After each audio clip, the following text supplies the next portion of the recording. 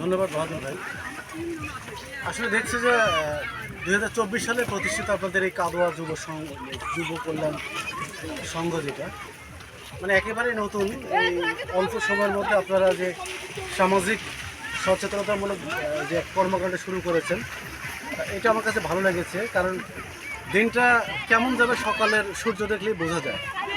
তো আপনাদের মধ্যে এই সচেতনতা যে সৃষ্টি হয়েছে, জাগ্রত হয়েছে, এটাকে নিঃসন্দেহে সাধুবাদ পাওয়ার যোগ্য। কারণ বর্তমান সময়ে যেখানে যুব সমাজরা সারাদিন খেলাধুলার বাদ দিয়ে মোবাইল টিভিতে ব্যস্ত, হিরোইন ফেন্সিডিল খাওয়াতে ব্যস্ত, বিভিন্ন গেমে আসক্ত, সেইখানে এই গতানুগতিক এই গণ্ডি পেরিয়ে আপনারা যে দর্শকদের এবং যুবকদের মাঠে আনতে পেরেছেন, একেবারেই মাটির কাছে আনতে পেরেছেন, এটা নিঃসন্দেহে সাধুবাদ পাওয়ার যোগ্য। এবং এই মানে এই কর্মকাণ্ডটা আপনাদের ধারাবাহিকতা বজায় থাকলে আমি বিশ্বাস করি এই কাদোয়া এলাকায় অন্তত মাদক সহ, বিশেষ করে বর্তমান সময়ে যে সামাজিক যে অবক্ষয়, আশা করছি এই অবক্ষয়টা হবে না এবং আপনাদের হাত ধরেই এলাকা একটি পরিষ্কার পরিচ্ছন্ন এবং স্বচ্ছ এলাকা হিসেবে তৈরি হবে। কারণ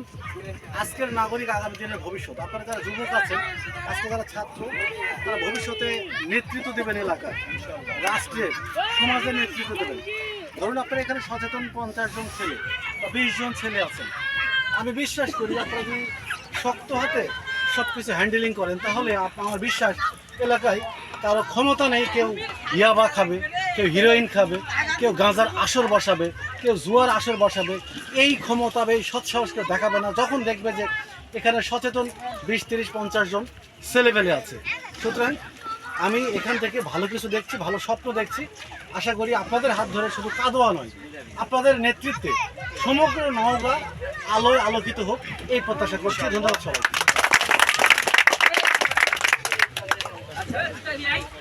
ধন্যবাদ নওগাঁর সমকাল প্রতিনিধি সাংবাদিককে, তিনি তার মূল্যবান কথাগুলো বললেন এই যে কাদোয়া যুব কল্যাণ সংঘ এই ক্লাবের সদস্যদের উদ্দেশ্যে। মাহফুজ ভাই, আপনি মাহফুজ ভাই, আচ্ছা আপনার নাম্বার তো আছে, আমি বসবো, কম্পিউটার বসলে আপনাকে ফোন দেবো, ঠিক আছে? তখন আমাকে হেল্প করো।